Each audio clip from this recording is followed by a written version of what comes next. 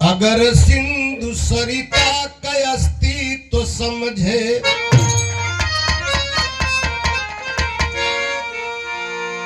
कभी सावनी का निरादर न होगा। यदि जज की कुर्सी पे निष्पक्ष जज हो, कभी भी किसी का अनादर न होगा।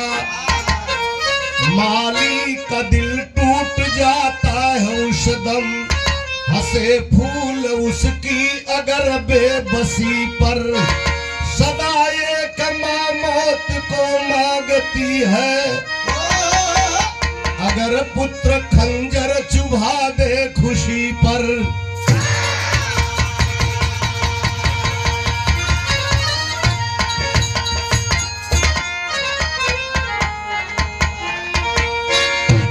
गीत की लाइन हो कि नहीं चाहिए, नहीं चाहिए दिल दुखाना किसी का।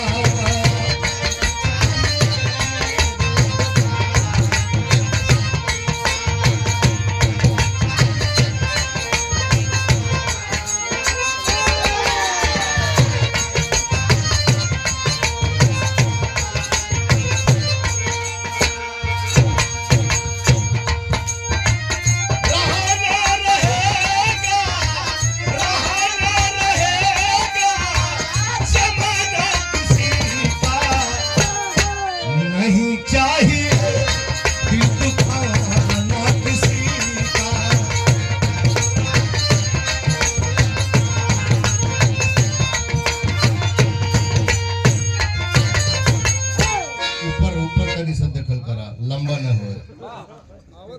माई बाबू बेटी बेटा काहे पैदा करेला, जननी के जीवन जीवन का आधार बेटा।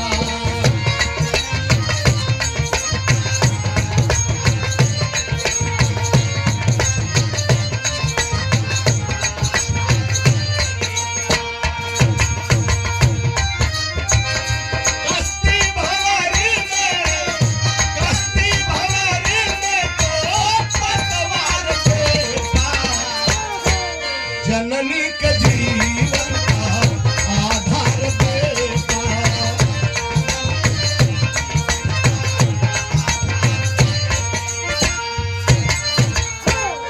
यहीं पे कोई ना कोई देखो अनुराग लिया,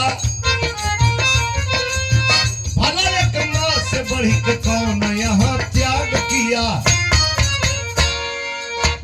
पुत्र की जिंदगी जब से श्री गणेश हुई, पुत्र की जिंदगी जब से श्री गणेश हुई, त्याग की भावना माँ में तभी प्रवेश हुई। मतारी से बड़ियार त्याग है दुनिया में भगवान भी ना करे लड़े। कहानी कहाँ सटापटना से जिला है मुजफ्फरपुर जहाँ, सटापटना से जिला है मुजफ्फरपुर जहाँ, नार शकुंतला सबके सुसिन मशहूर वहाँ। बाबू केशव, दुल्हन का नाम शकुंतला, परिवार में और के हो? पुत्र दीपक रमेश, बहुओं से घर द्वार भरा, पुत्र दीपक रमेश, बहुओं से घर द्वार भरा। कुंवारी बेटी शांति शांति से घर द्वार सजा। दूगो लड़का हो, नाम हो दीपक रमेश, दुरहुन के बियाह कह दिलो, घरवा में पतो है आवत जाथिन। एक बिटिया पैदा भइल जौने का नाम रखलन शांति। जौने दिन शांति पैदा भइल वही दिन बाबू केशव अपनी बिटिया शांति के नाम 40,000 रुपया बैंक में जमा कैलन। हर इंसान के चाहिए डॉक्टर साहब कि अगर बेटी जन्म ले लस तो जौने दिन बिटिया पैदा भइल, ये पुरस्कार हो बाबू अजय मस्ताना जी के द्वारा, मालिक करें कि तू पूरे जीवन आजीवन मस्त रहा। हर इंसान के चाहिए जौने दिन बेटी पैदा हो जाए वही दिन अपने शक्ति अनुसार ओकरे नाम बैंक में रुपया फिक्स कैदा काहे बदे जैसे जैसे बिटिया बढ़ी वही तरह बैंक में रुपया बढ़ी है। जब बिटिया 20-22 साल का हुई तब रुपया बिटिया के ब्याहे में बड़ा काम दे। यही चालाकी से 40,000 रुपया जमा कर बड़े खुशी परिवार से बड़े राजी मंदा से परिवार आगे बढ़त हो। लेकिन कभी के लिखे पड़े एक दिन के बात हो, अचानक बाबू केशव का तबीयत बिगड़े लगल। ये पिजड़ा में जो सुगना हो जब ये के छोड़े के होला तो हर आदमी के हफ्ता भर महीना भर पहले पता चल जाए कि ये बुझात हो बचल ये सत्य हो। बाबू केशव का तबीयत बिगड़े लगल। दुआरे अलन, चारपाई गिरा के बैठलन, अपनी दुल्हन शकुंतला से कहलन कि दुल्हन तनी दोनों लड़का दोनों पतो बिटिया शांति के बुला दा। जब परिवार के सब लोग जुट गईलन, बाबू केशव चारपाई पर बैठल हाथ जोड़ के अपने दोनों लड़कन से कहलन लड़को एक ठे गलती हो जाती हो। का कहलन तनी आप लोग ध्यान दा।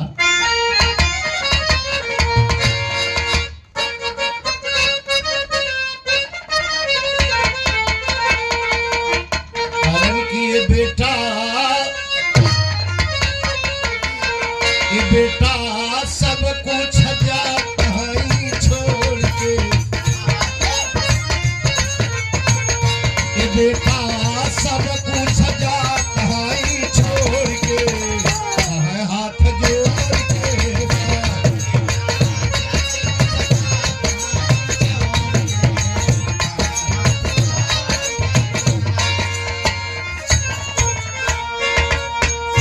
बचवा बुझा था कि अब हम बचब ना, अगर ऐसा हो जाई लाल तो हमारे मरले के बाद ही तो हरमाई ज्यादा दिन लेना जी। आ जबले ही जी एक रोटी को कहो दुख मती हा। समझा रहा कैसे ढेर दिन का नाही में हमार तो हरमाई बेटा,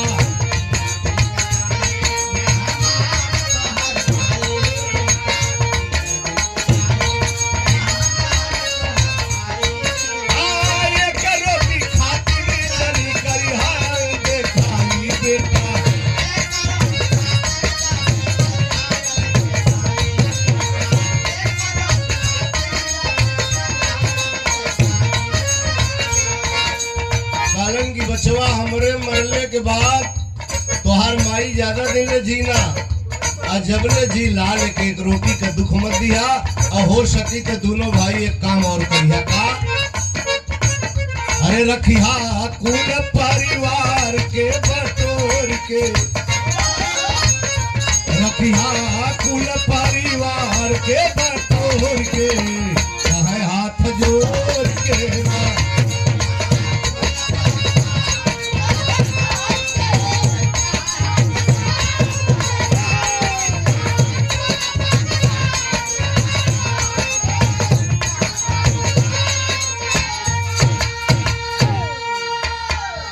प्रहलाद जी के द्वारा प्रश्न कहने लड़को अब दुनिया हम छोड़ब, हमारे मरले के बाद तो हर माई ढेर दिन लना जी। इतना माता बहन बैठल हैं, आप लोग नाराज मत होया। पहले के माई बहन सिंदूर बड़ी दूर ले पहुंचे पहिरे, ओकर मतलब रहल। अब उसे कोई जियत रहल कि ना जियत रहल, एक मतलब रहल कि हमारे सिंदूर का लंबाई जितने रही उतने हमारे पति का उम्र लंबी हुई। आजकल के लोग तो यही दरिये लगावे नहीं कि चढ़ दे मरे पढ़ दे दूसर घर देखो। कितना तो ऐसा लगाओ थी कि मैंने देखा ना कि हमार बियाह भैल ओहू में लाज लगत हो। बाबूजी इतना कहत कहत चारपाई पर लुढ़क गए, जब दुल्हन दौड़ के एक लोटा पानी ले आवे तबले पिजड़ा सून हो गया। एक विधवा के ये समाज में हालत का हो, अपने कलम से कभी दर्शाओ थोड़ा मास्टर कैसे।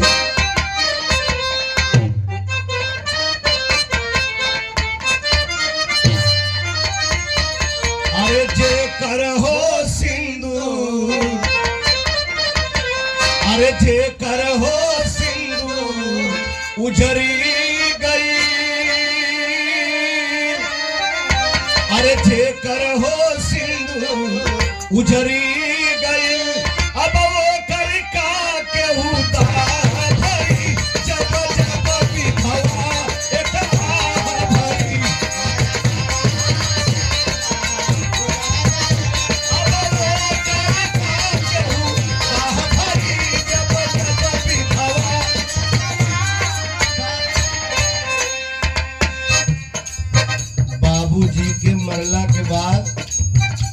दिन के बाद हीरा ला भैया दोनों लड़का का मेहरारू चढ़ौलिन,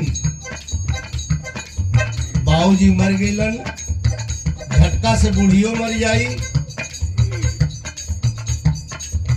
झटका से बुढ़ियो मर जाई। अरे बुढ़िया के जीते जमीनिया दोनों जने लिखा ला ना तो बादी पट्टीदार कोई को होता ना कोनो मुकदमा कह गई लड़त लड़त जिंदगी तबाह हो जाई। मन में बैठ गए दोनों लड़का कहलन की माई जुग जमाना बड़ा खराब है, जमाना में आग लगल हो, माई काले बचवा हो, तू दोनों भाई प्रेम से रहा, जमाना से काले हुए देवे के कहलन नहीं माई पहले बात सुन, बाबूजी मर गईलन, अब तो ही जियत हूँ, अपने जियत है माई जमीन हमान दोनों भाई के नाव कहते बादी पट्टीदार मुकदमिया कहती है बड़ी दिक्कत हुई। माई सोचलस कि मरले के बाद और लड़कने कह जियत भर लड़कने कह देहले में का जात हो, दोनों भाई बहकौलन माई के बैनामा ऑफिस में ले जाके कैलन का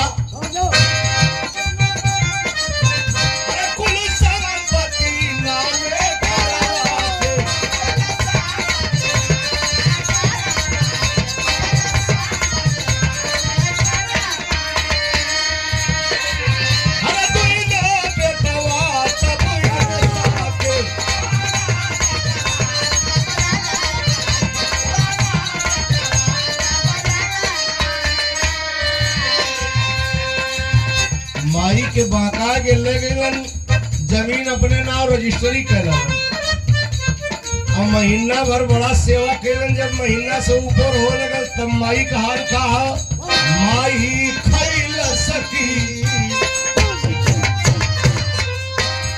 माई खैल सकी ना खैल, माई खैल सकी ना खैल, अब के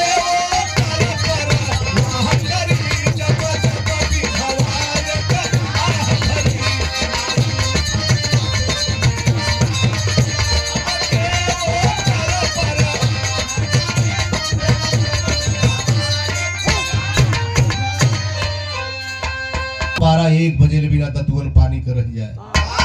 यही बीचे धीरे धीरे बेटी सयान हो गई, बड़ हो गई। बाबूजी रुपया जमा कैले हुए दीपक और रमेश के दुल्हन कालीन की ये पगलिए के कत्तों ले जाके पटकवा। अरे खोजे के कहा बाबूजी जहिया पैदा भइल तहिया के 40,000 जमा कैले हुए बैंक गढ़ुआ था, लिया के जा रुपया तोड़ा और ऐसा घर देख के बियाह करा, पैसा टोटल बच जा, दोनों भाई आधा आधा बांट लिया। ध्यान दिए दोनों भाई बहन के बहका के ले गईलन, रुपया जो नहल फिक्स कैले रहन बाबूजी के तोड़लन। सरस सलील पत्रिका के बिहार से निकले ले वही से ही कहानी लिखल गई रहल। पत्रिका में लिखल रहल कि जोने लड़का के खोजले रहलन उ दिनवा में अरतिया में रिक्शा चलावे, दिनवा में पढ़े, मड़ई के कुल कड़िया लौकत हल प्लास्टिक से छोले रहल, घाम देख के उड़ गई रहल। बिरादरी रहल देख के बियाह तय कर दलन, कहलन कि भैया खाली विदाई के वातावरण रही, बस एक ऑटो लेके चलिए आया, बढ़िया गाड़ियों खोजले की जरूरत। ऑटो लेके आयल, बाजा गाजा कुछ ना, शादी के जौन रस्म हो करे अनुसार जौन भी लोग कैलन, और माई से रोई के, भौजाई से रोई के, भाई से रोई के वो बिटिया ऑटो में बैठे बदे गई। तमाम लोग भैया बिरहा सुनत हुआ, माता बहन बिरहा सुनत हिन। सबसे दुखद वातावरण हुआ जब बेटी विदा होले, रोई के बैठ गई। दोनों भाईन के दुल्हन कालीन की अब जात आइन, जाए के समझा दा आप लौट के कब्बो नैहरे आई मत, आप लोग बुरा न माना। जवन मेहरारू आप लोग कहीं सुना, जवन मेहरारू अपने मर्दे का कमजोर नस धैल है, मर्दे सारी जिंदगी चौपटिया कड़ुआ सांच है। डटनी दोनों भाई तेज कदम में गई, जने ऑटो के हेवरी, एक जने हेवरी खड़ा भइलन, बहनिया सोचलस की भाई हेवन, ममता ना मानत हो, सबसे रोए के बैठल रहल और उतर गई गाड़ी से। दोनों भाई के आंचल से फिर पैर छुअलस, आंख में आंसू हो, कहले भैया हो अमीर से बियाह कैले हुआ चाहे गरीब से, महल में भी हले हुआ चाहे मड़ई में, तो उनके पगड़ी पे यहाँ चला हुए दे। भाई कहना बहनी जी बात तो ठीक है कहा थी, लेकिन देख बाबूजी मर गेलन, हमनो तोर एक बेर मर जी के बियाह कह दे थिला, वो हरे मर जाए नहीं हरे कभो आए। ई बात जब सुनलस बहन शांति, तब फिर से गई माई के लगे, अखबार में धय के माई के वो बिटिया रोए लगल कि माई हमसे पहले दुनिया में जन्म लेलू, जब बिटियन के इतना दुख है दुनिया में तो जन्मते अच्छे काम काहे न कैलू माई। कैसे रोलस बेटी?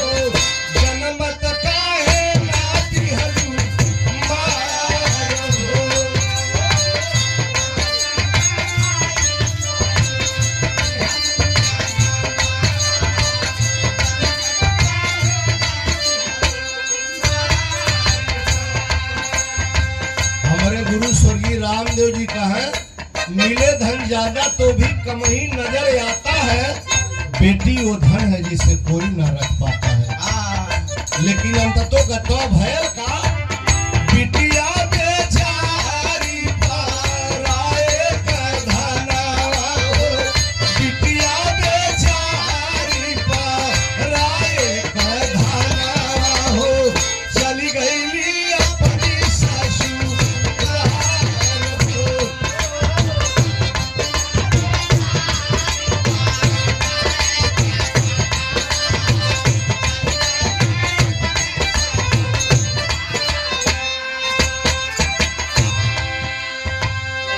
आखिर बेटी पराया धन है, ऑटो में बैठल, ऑटो बहन सरहद ना पार कैलस, और तब दोनों भाई बैठ के आधा आधा रुपया बटलन और कहना भैया हमनों के मेहरारू कभो कभो झगड़ा झंझट कर देली, अब बाट बखरा कैल जरूरत हो।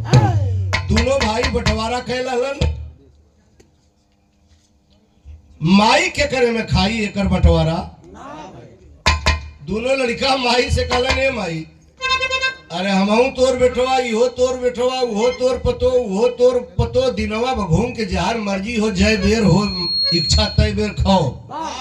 लेकिन भैया हो इस तरह कोई माई बाबू के खियाए ना पाई। सुंदर पुष्पहार और पुरस्कार द्वारा सम्मानित किया गया मुन्ना बाली जी के द्वारा, मालिक सुखी रखे। ध्यान दिए इस तरह कोई माई बाबू के ना खिया पाई। धीरे धीरे समय बीते लगल, दोनों भाई जब अलगे हो गए तो कभी लिखत हो कैसे,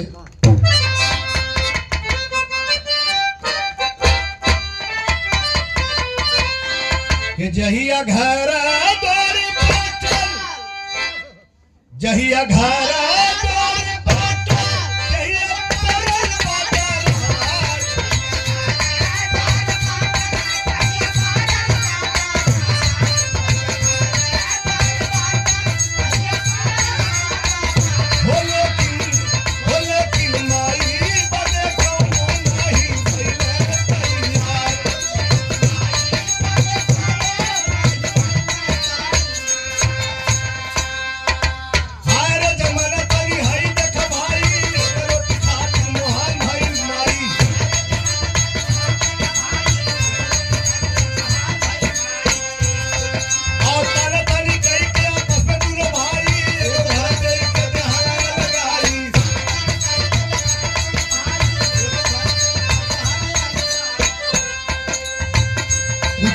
तो माई के कुछ भोजन पानी कुल दहलन। अब कुछ दिन के बाद माई से कहन ए माई अब तो ये घर में मत आओ, तो दिना भर खोखली लड़कवा कुल विज्ञान पढ़ल सूत्र में भुला जालन। हाई बरदौर जौन देखत थी एक और गोरुआ होन माई, एक और जगह हो, वही में रहो और वही में आटा पोरा ले जाके फैला के कथरी बिछा के एक ठे ओढ़ना दे दलन। अब कुछ दिन ले रूखा सूखा पहुंचलन। कुछ दिन के बाद दोनों पतो कहलिन की बड़ी दिक्कत है अम्मा, अब तू अपने हाथे बना खाए लेवल करा। यह तो हो जमाना। कभी के लिखे पड़ल का अपने हाथे रोटी सेके,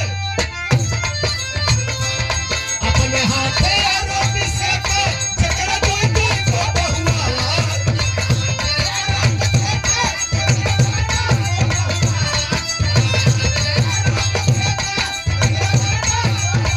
हो लेकिन माई बने कौनो नहीं भइले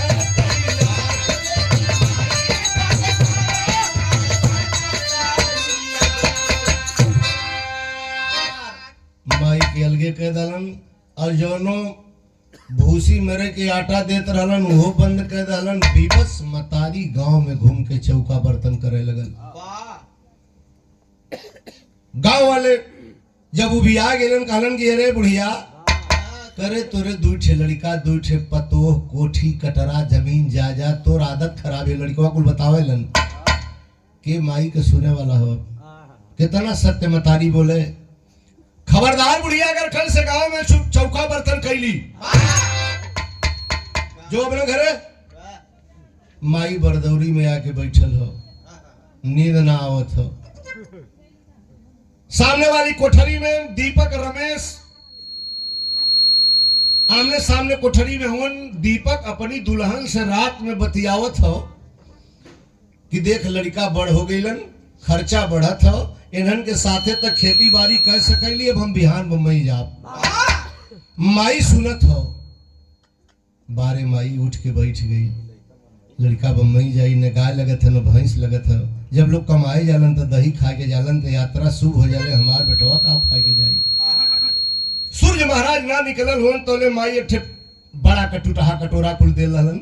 ओके लालस सोटा लालस और गांव में घरे घरे घूमे लगल। तरह तरह के किस्म किस्म के लोग गांव में होलन। कुछ जने कहलन कि करे बुढ़िया अब कलिए तो के समझावल गए तोले सबेरवे तक दही से अब खराई मिटेगी। लेकिन भैया हो सब लोग बराबर ना होला।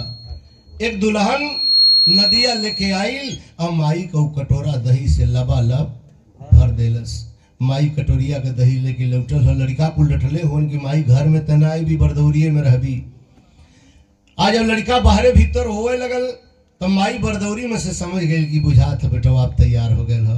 कटोरिया का दही लेके माई दुआरी पर खड़ी होकर टुकुर टुकुर हरे लखत हियो।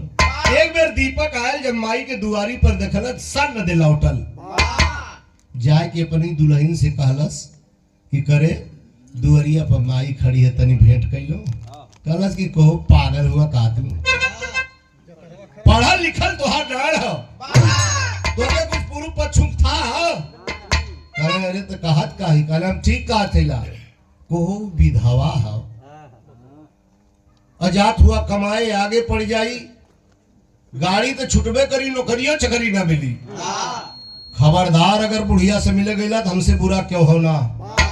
यही लिए बतौली हम कि जवन मेहरारू अपने मर्दे का कमजोर नस धई रही है मर्दे का जिंदगी समझौलस। कहलस कि सुना हमार बात, बड़ी बढ़िया बात कहलस। आपो लोग सुना। कहलस कि विधवा के आगे पड़ल होला सगुना, विधवा के आगे पड़ल होला सगुना। और धीरे से निकल जा पारा दसवा सैया हो खोल के पीछे दुआर।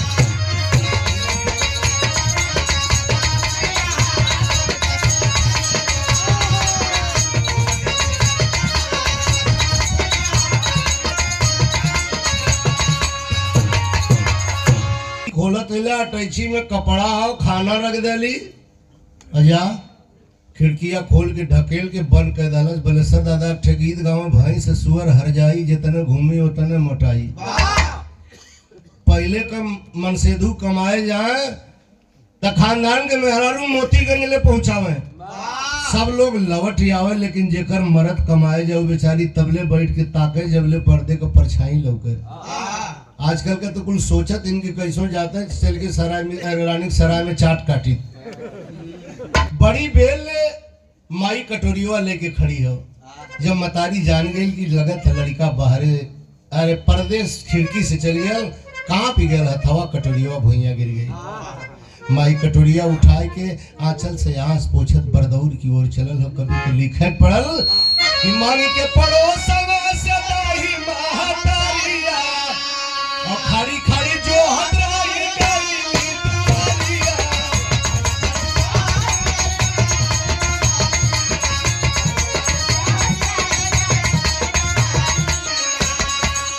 मारी के कलेजा में कटरिया पापी हो देखा हो गई फरार।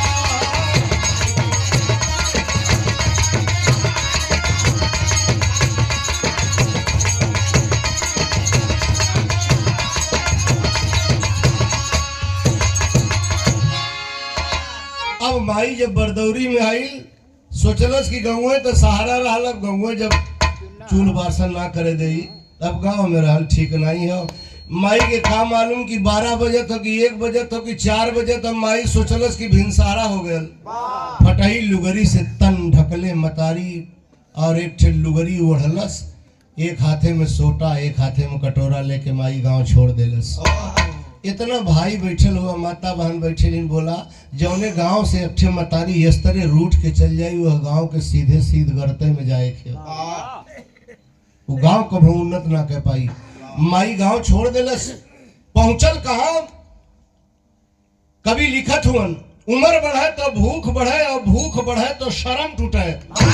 शर्म टूटे जब भूख के खातिर तब जाके ही कर्म जुटे। भीख मांगने की नौबत उस बुढ़िया माँ की आई है, भीख मांगते जज साहब के बंगला पर भी लिखाई है। मुजफ्फरपुर शहर में माई भोर में पहुंचल। अब खूब चेहरा आदमी के लौकत ना हो, आलीशान कोठी हो, झालर मोती लगल हो, बड़का गेट हो, उनमें छोट गेट लगल हो, वह पार कोई बैठल हो। कई दिनवा कमाई भूखाई लियो, वहीं रुक गई। वो बंगला एक जज कर हाल माई के का मालूम कि बंगला सफाई कर्मी कहो कि कलेक्टर कहो कि जज कहो, वही जगह रुक गई। जज साहब का नौकर रहल नेपाली रामू, वह बलक बैठल हो, वहीं से डटलस। नेपालिया कुल हिंदी खूब जाने लन। बढ़िया सवेरे सवेरे ससुर पता नहीं कहां से लिए, लगत बुझा तक दिन भर खाना मिली। भाग, ये साहब का बंगला है रे, यहाँ भीख नहीं मिलती। जज साहब अपनी दलान में चौकी पर बैठ के बाबा रामदेव के अनुलोम विलोम करत हलन। कहलन कि कौन है जी? अरे कहना साहब प्राणायाम करिए, एक पागल औरत है। कहना पागल है कि बुद्धिमती है ये नहीं पूछ रहा हूँ रे, बताओ अभी सूर्य निकला नहीं है। अब कह रहे हो साहब का बंगला यहाँ भीख नहीं मिलती, मुझे जीते जी कहाँ ले जा रहा है रे तुम? दरवाजा खोल। बड़का गेट खुलस, अब माई जाए लगल अंदर। जब जाए लगल नंगे पांव विद्वान जज दौड़ा, मतारी का बाह पकड़ के ले गए, चौकी पर बैठौलन, पद तले नीचे बैठलन। और जब पद तले नीचे बैठलन तब पूछे लगलन इतना भाई बैठल हुआ एक लाइन में मतारी का हम परिभाषा बताओ थिला, कभी लिखत का हो मास्टर?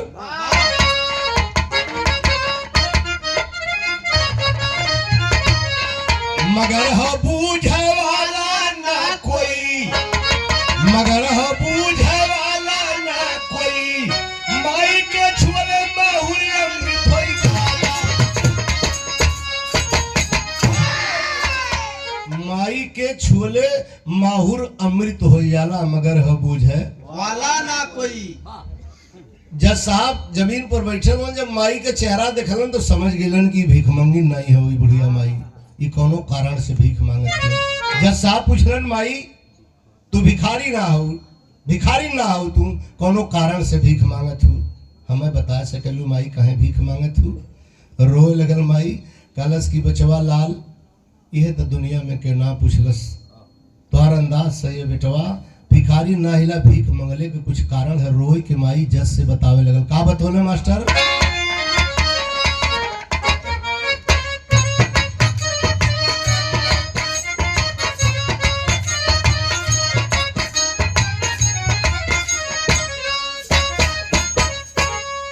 प्रणाम हो, जज से बतावत हो कि बचवा तोहर अंदाज सही है लाल। रोल के कहलस का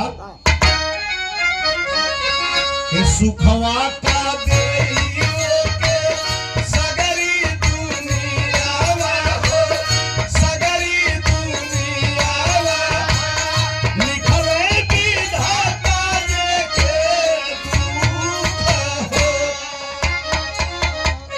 ए बेटा जेके मालिक दुख लिख दले के दुनिया में के सुख देई उहे फारी दिहाल मुंह पढ़ाई में करे जावा मुंह पढ़ाई में करे जावा जे रहल करे जावई के तू कहो।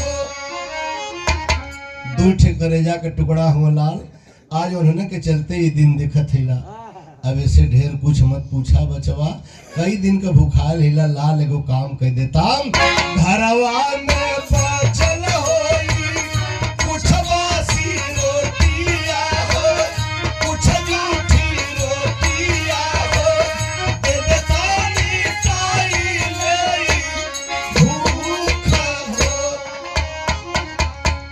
कई दिन का भूखाल है बचवा घरवा में जूठ रोटी हो चाहे ताखा में कई दिन को सुखल रोटी हो ले याद लाल दम टूटे वाला है।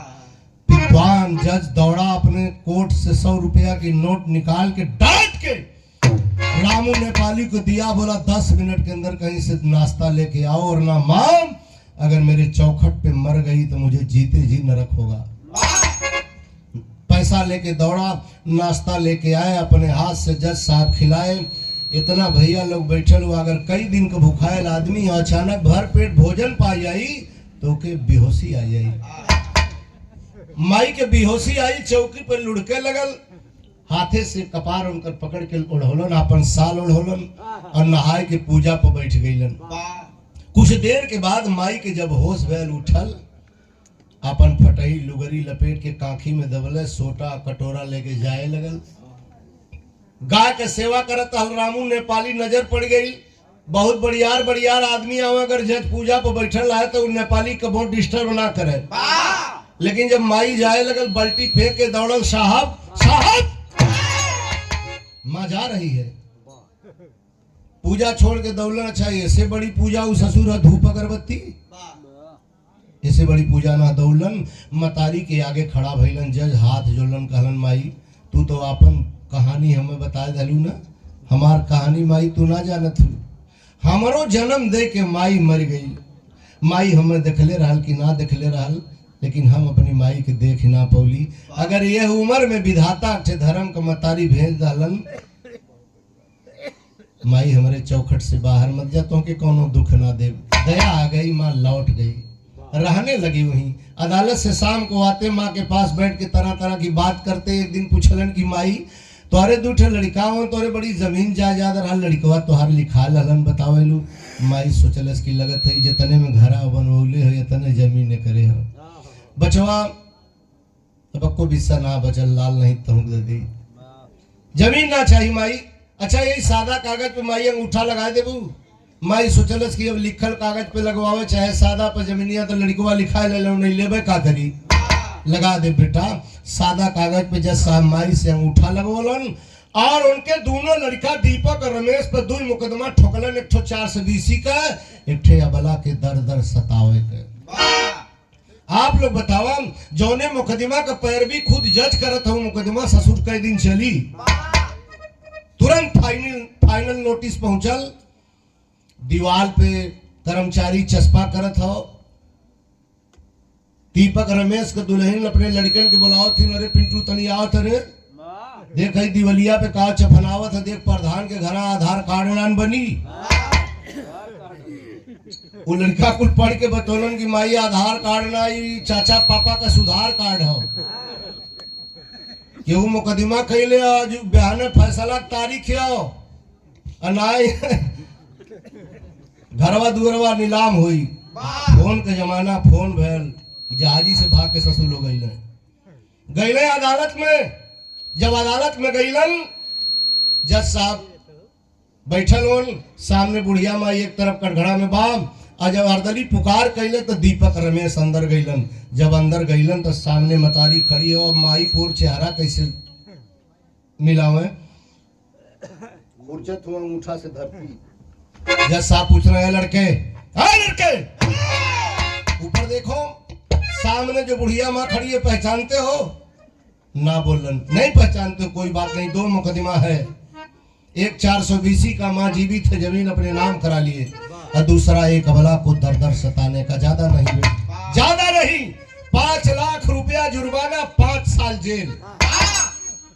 बेल बजाया, सिपाही हथकड़ी और सोटा लेके अदालत में प्रवेश कैलन। और जब माई देखल सिपाही के हाथ में रसरी और डंडा, माई सोचलस ही घंटी बजौलस, तोले सिपाही आ गए, इनको रसरिया में बांध के लड़कवा के मरी है का। आंचल पसार के भरी अदालत में मतारी कालस की बचवा ई का कह दला लाल, 5 साल जेल, 5 लाख रुपया। इनन का मेहरी लड़का खैले बिना मर जी है, जमीन जायदाद बिक जाई लाल। हाथ जोड़ के मतारी आंचल पसार के अदालत में एक जज से कहलस का,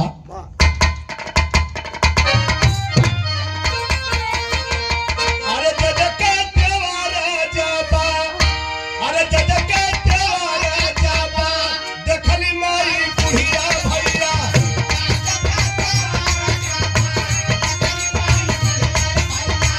कहली जज साहब से हो या झलक पसार।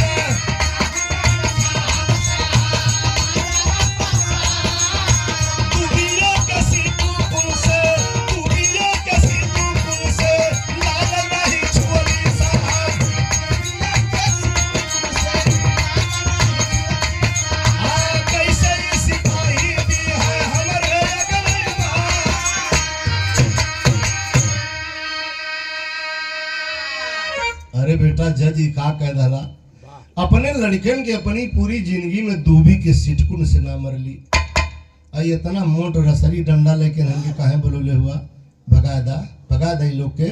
जज साहब सोचलन कि तो माई का हार्ट न बैठ जाए, डांट दलन, दोनों जितना सिपाही रहलन बाहरे हो गईलन। बचवा का लिख दला, अरे जब तोहाई के लिखे खेलाल तो 5,000 रुपया 5 महीना जेल लिख दा बचवा। कहत माई जब थोड़ी और बतिया ले, कहे बचवा जब फिर से लिखबे करवा 500 रुपया 5 दिन जेल कह दा हमरे लड़कन के। ये हम माई है, हूँ आजकल का लड़का लिखे वाला झूरे ना लिख ले, अमृत के धार के हो केतनो पियाई, एगो माई बिना कैसे करेजवा जुड़ाई हो भैया, एगो माई बिना। जब माई बाबू घर से श्मशान पर चल जाला, लौटले के बाद पता चला कि माई बाबू का कीमत का हो, करे पहले बहुत डांटे न लोग। और यही बीचे माई जज से बतियाओ तो तोले अदालत का पूरा वातावरण बदल गया। अचानक भयल का,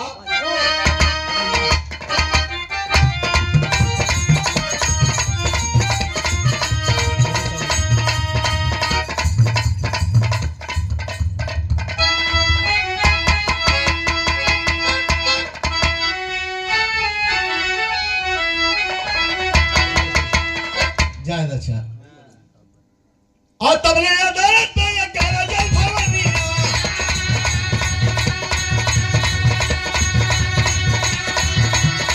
तबले अदालत में ये कह रहा जल भवनिया, और सुने जज साहब करी बतिया, और सुने जज साहब करी एक विवाह पर देश में सजना,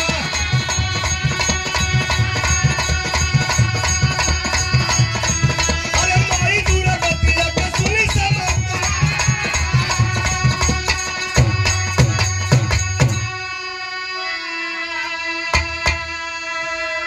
वही बेटी शांति जो गरीब घर ब्याहे थे, पढ़ लिख के वो लड़का जेई हो गया। बड़ी हिम्मत जुटा के बिटिया शांति अपने पति जेई से कहलस, साहब भैया तो मने कैले होन, तनी गड़िया में बैठा के ले चलता गंगा के बहरवा, माई जियत हो तो बोला के भेंट कैले। गाड़ी चलाने लगा, उसका पति जेई पीछे बैठी है दुल्हन शांति। आज ऐसे ही गांव में पहुंचलन तैसे गंगवा से एक ठे बुढ़ऊ दादा बाहरे आवत हलन, गड़िया रोकवा के उतर गई, पैर छुअलस, चश्मा उतार के कहला बिटिया तू के हऊ चिन्हत ना हैला। शांति बिटिया कहलस कि दादा हम केशव सिंह के बिटिया हैला, माई हमार जियत ह। रोए लगलन, कहला ये बिटिया तोहरे बियाहे के कुछ दिन बाद तोहर माई गांव छोड़ दलस, आज ले लौटल ना मर गई कि जियत हो कोई ना जानत, तो हम कैसे बताई। हाँ सुनली है केहू मुकदमा कैले तोहरे दोनों भवन पे अजुए फैसला का तारीख है। गाड़ी में बैठी, अदालत के बाहर गाड़ी रुकी, अदालत में बेटी दौड़ करके गई, माँ आंचल पसार के भीख मांग रही अपने दोनों बच्चों के लिए। पूरी बात जब बिटिया शांति सुनलस तब तनी सा बोलल कि जज साहब गुस्ताखी माफ हो, एक बेटी भी कुछ कहना चाहती है। तुम कौन हो? गेट आउट, बाहर चलो। मेरा परिचय जानना चाहते हैं साहब? ये मेरी माँ है, ये दोनों मेरे भाई हैं। अगर ये धर्म की माँ है तो मैं भी आपकी धर्म की बहन हुई, आपसे राखी की कीमत मांगती हूं साहब। अगर मेरा फैसला आपके फैसला से अच्छा हो तो अपना फाड़ दीजिए, मेरा लिख दीजिए। क्या है तुम्हारा फैसला?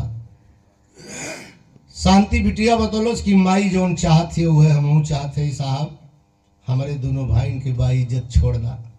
अदालत से फैसला कह दा, कलम से अपने लिख दा कि मतारी हमारे चौखट पे मरते दम ले रही। सावस बेटी सावस, कुर्सी छोड़ के जज उठ गया, लिखा हुआ फैसला फाड़ दिया और बोला मेरे फैसले से तुम्हारा फैसला तो बेटी बहुत सुंदर है। लो लिख दिया कि माँ मरते दम तक अपनी बेटी के ससुराल में इसके चौखट पर रहेगी। मतारी के बाह पकड़ के बिटिया अदालत से बाहर जाए लगल। चलते चलते जज साहब से एक बात कहलस। का कहले भैया?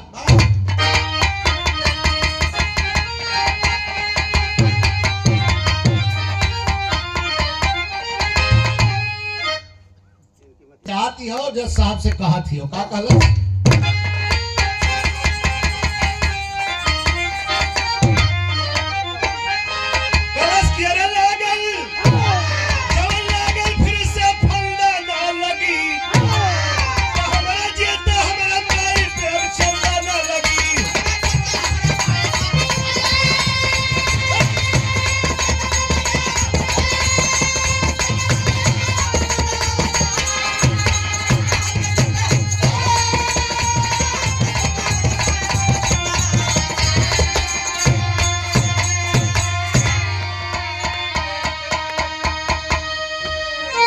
बिटिया जिए थे और मतारी चंदा पर पेट भरी साहब।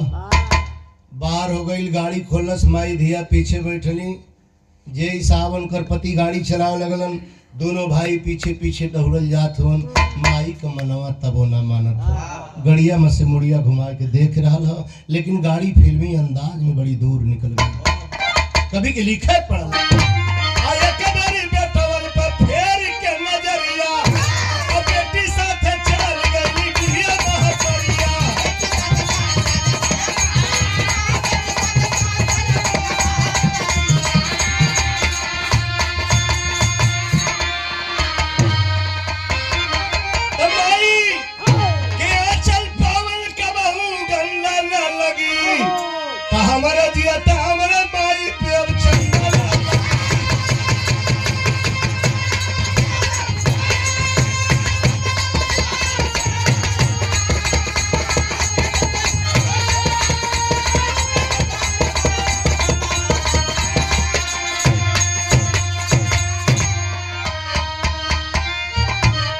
गुरु बिहारी गुरु गणेश का है दारुण रही कहानी। रामलाल गुरु रामदेव यहाँ खोसे आता।